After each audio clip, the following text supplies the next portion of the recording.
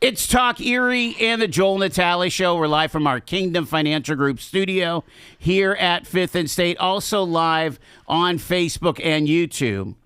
And it's time for another one of our Gannon University Inspire interviews. And someone who is truly an inspiration is Dr. Sam Mason. She's the director of the Gannon University Center for Lake Erie Education and Research. You got it. That's awesome. That was amazing. Good job. I mean, it's a lot of words. are you like knee deep in seaweed all the time? Come on now.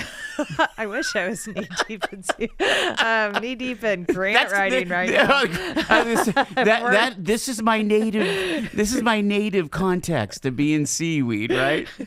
In the water. I'll just say in the water. My native context is to be out in the water, and unfortunately, that's just not what I get to do as much anymore. That's okay, because I'm bringing the water to the people, so that's important. Well, we need to be careful of not joking too much, because if we do see algae and seaweed, that's a bad thing, isn't it? That is a bad thing. That's actually what my grant that I'm working on right now is about. Yeah.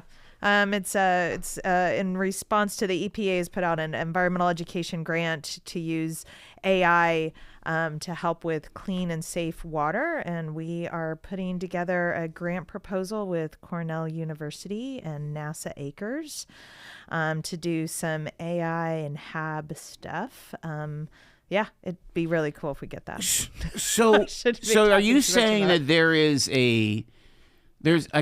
you're saying all of the environmental research could be is consolidated through these AI large language models, and you're able to dive into that research for your outputs? So I think that there is I'm not a big proponent of AI for like asking for dating advice or writing college papers, just to be clear. I keep on telling the young ones, don't fall in love with your AI agent, please. Do not. Yeah, you don't need to ask them about advice. That's just ridiculous. But I do think the potential for AI in terms of understanding environmental issues, understanding human health concerns, these areas where there's a lot of data and the connection between, these are huge systems and everything is interconnected. And so, like, for example, it's a silly example, but like when they were trying to solve the smog issues in LA in the 1970s, the first thing they did was to control NOx emissions from cars, thinking that would drive down ozone levels. But in fact, it did the opposite. It drove ozone levels up, because what they really had to do was control volatile organic compounds. And they didn't understand that there are these two kind of systems that the atmosphere exists in. One's NOx controlled, one's VOC controlled. And so it's not always you drop one thing and everything goes down. You have these nonlinear systems and these intricate, kind of connections. And we don't always understand all of those connections because we're constantly trying to learn more information. And so this is a place where computers and AI can really dig in and understand things that are very difficult, I think, for people. And so I think something that is as intricate and interconnected as harmful algal blooms, some of these different environmental issues, is a perfect place where we should be using AI. But again, not for your dating advice and not for your college research papers. Yeah. In my little watching nature on PBS or whatever, you hear that there's so much more that we don't know about the oceans than we do know, right? Yeah.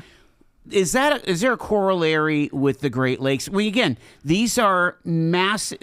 Are they the biggest? Seas. But aren't they like the biggest source of fresh water? Yeah, largest freshwater do we ecosystem just need on the entire ton planet. more research on these Great Lakes? Yes, give me money. But yes, we do. We don't even have them mapped to the depth, to the degree that we should. And I know the Great Lakes Observing System is working to get kind of more mapping of the bottom of the Great Lakes. We're constantly, just last week, right? They found a new shipwreck. There's just, there's just so much that we don't know And so there is a lot more for us to do and for us to understand. And what's added to that is the fact that we are constantly evolving, societies are constantly evolving, and so the emissions that we put out and the way that we are doing society changes, and that affects the water too, right? And I mean, we're not chucking beer cans into the lake anymore, I don't think. Hopefully not. I mean, there's that classic Mad Men episode where he's just throwing the entire picnic. That's like obviously before Lady Bird Johnson, right?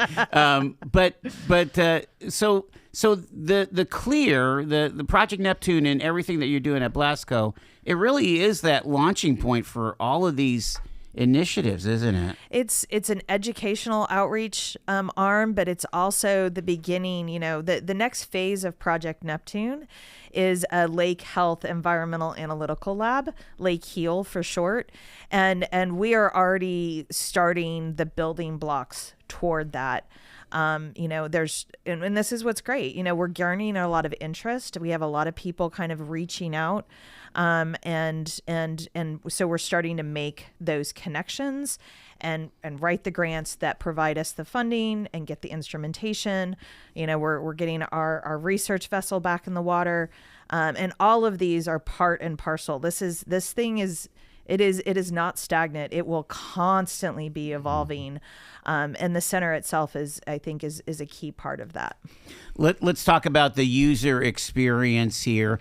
One of the things that was cool when we talked to Dr. Iwanenko last month is he was talking about these Sunday events that were happening all throughout this semester with Gannon students leading the general public. Tell us a little bit about those programs. Yeah, Science Sunday. So Sundays at the library have been traditionally pretty quiet. They don't do any educational outreach. And so we really saw this as an opportunity for us to pair up, right? This is something where we can complement what the library is already doing, but we can add something to it, right? And so we're doing these Science Sundays.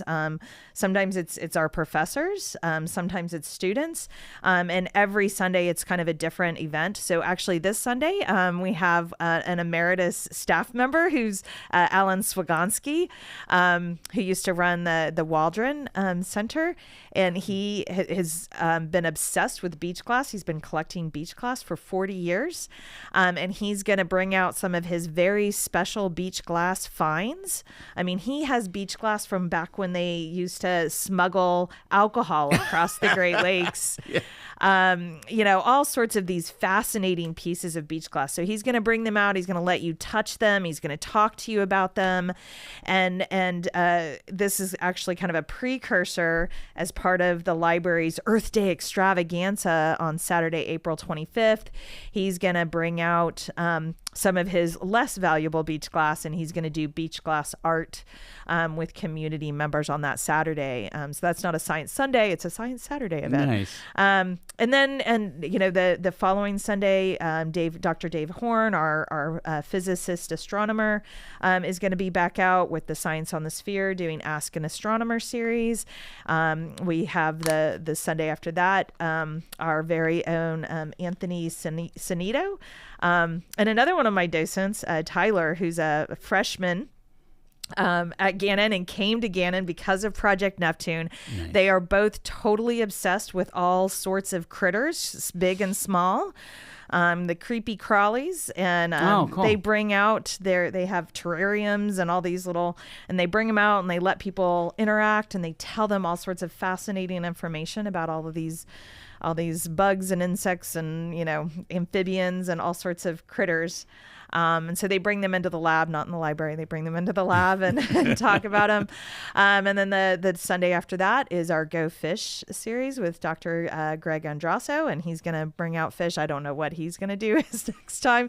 So it's like every Sunday you're coming to the library and there's something new and fascinating going on. Between the hours of 1 and 4, the library is open 1 to 5. We are, in line with the policies of the library. Sure. CLEER CLEER is starting to shut down a half hour before the rest of the library does, so that they're bringing people towards the door. And when it comes to the closing hour, the doors are closed. Well, I mean, when you have the public experience. Yeah. You have the hard research. Yeah. And then you have this whole educational piece. When we were there, when it was first opening, you were getting ready for a homeschooling group. Yeah. How are things going for kind of formalizing the connections with the K-12 space? Yeah, so we do. We have a regular homeschool group that comes in every 2 weeks on Thursdays, and we're walking them through a 6-lesson plan on food webs and lake health. So understanding how the fish that we see in the lake and the plankton that we see in the lake, how that connects to what does that tell us about the health of the lake. And it's a lot of fun. And then what we're doing as we create this is we're tying it to the Steele's educational standards. And so then this becomes a package that we can sell to, for example, we're talking with the Erie Public Schools about bringing their students in. We're working on summer programming. So we got funding to run a free summer camp for kids from the community schools program. Nice. Residential summer camp. So they're going to live on Gannon's campus. They're going to spend a whole week being surrounded by nerdy people like me. Knee deep in seaweed. Yeah. But we're also running a couple of paid summer camps that we're actually going to focus on the younger kids, the 5 through 7 age group, because we did a market analysis last summer, and this is an age group that isn't being currently met with as many summer camp opportunities as we have. We still don't have enough to meet all of the demand and the needs for the number of kids that we have within the city, and so we're looking to add to that.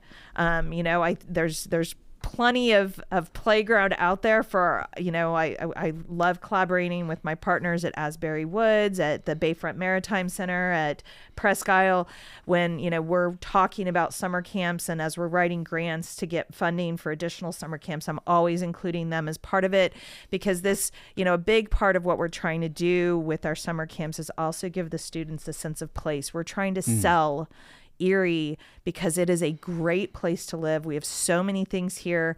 We want them to be involved, to be good patrons, be good community members, and selling them on Erie, and as well as their place in Erie. Like there is a place for you. There are things that you can do to make this a better place, We're talking to Dr. Sam Mason. She is from Project Neptune, the Gannon CLEER Center down at Blasco. I want to ask you also about the draw that you mentioned, that a freshman came for this program, and it makes me kind of chuckle about how George Costanza wanted to be a marine biologist.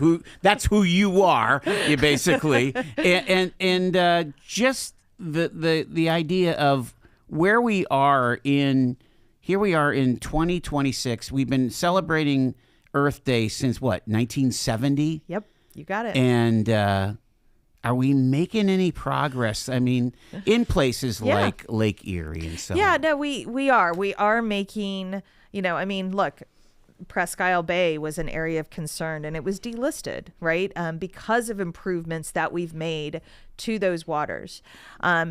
It's difficult because while we make improvements in certain areas, then we get new issues like microplastics, Yeah, and that came out of nowhere, right? Right, yeah. So it feels like, sometimes we take 2 steps forward and 1 step back, but that still means that we are making forward progress, right? And we have to understand, that just like the long arm of justice, the long arm of, it bends towards justice. It's a similar kind of thing where it is a progression, and we are moving in a positive direction. That doesn't mean that we don't have bad days or new information that comes in, but we are making progress, as we become more aware, and as we're able to change our behaviors, and understand more what's happening. It does all make a difference. Do you think that some native fishes might start recovering? You hear about, what was it, the sturgeon? We were a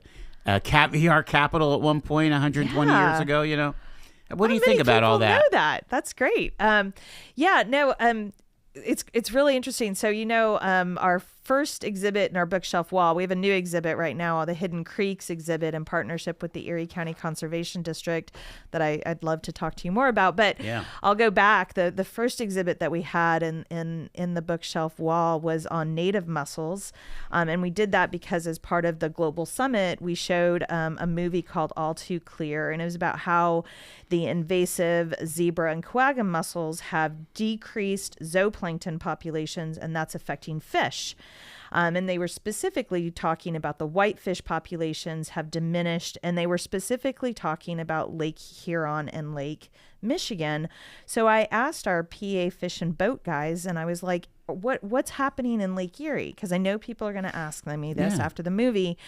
And so what's really interesting is that Lake Erie is the smallest, the shallowest. We're always the canary in the coal mine. Right. Things happen here first. Our game fish are rebounding.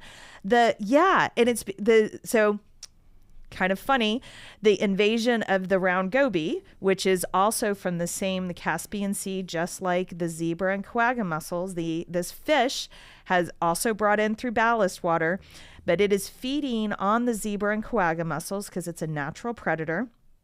And our game fish can actually eat the round goby. Okay. So as a consequence, the round goby is eating the mussels, and our game fish are eating the round goby. So the walleyes are eating the gobies. Yeah, and so we are seeing the zebra and quagga mussels are getting under control, which will allow native mussel populations to start to rebound, and we're seeing our game fish populations rebound as a consequence as well. The round goby, they were telling me like 10, 15 years ago, the round goby was like 80% of a catch when they would do their fish surveys. And now it's down at like 10, 15. That's really exciting to think about, because again, that could be, there could be a pilot program. Let's bring the lake sturgeon back and some of the other, again, we have a $1 million fishery here. We have a fish business, but it would be really cool. Let's I've got like about a minute left with Dr. Mason here. Let's give an invitation for folks to kind of plug in to all that you're doing down there at CLEER. Yeah, so anytime the library is open, our Center for Lake Erie Education and Research is open. Invite people to come down and check out our exhibits at any time. It's free, right? It's completely free. And then on every Sunday, we have a Science Sunday. So please come down, check it out, 1 to 4 every Sunday. You can go into the lab and check out some kind of special science activity that we have going on. And I'd like to make a huge plug once again for the Hidden Creeks exhibit. If you want to check out what Hidden Creeks is about, you can go to hiddencreeks.com.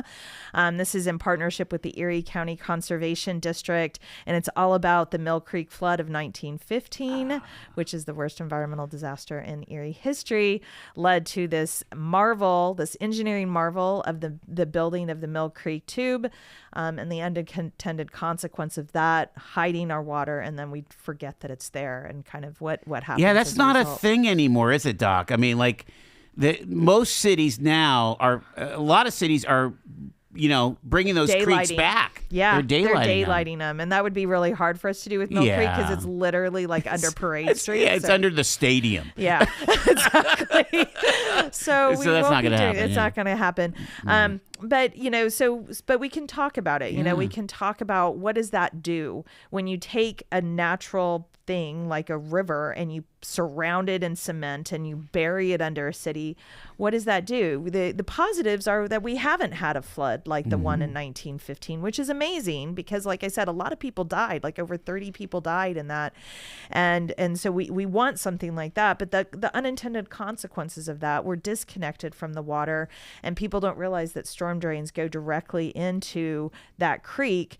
And I see the consequences of that because I pull out all of the trash. Wow. Yeah. So that's amazing. Yeah. It's really we could talk every month about stuff because our connection to the lake is at a DNA level, I think, for Erieites. Absolutely. It is. It is absolutely part of who we are as a city. It's part of who we are as people.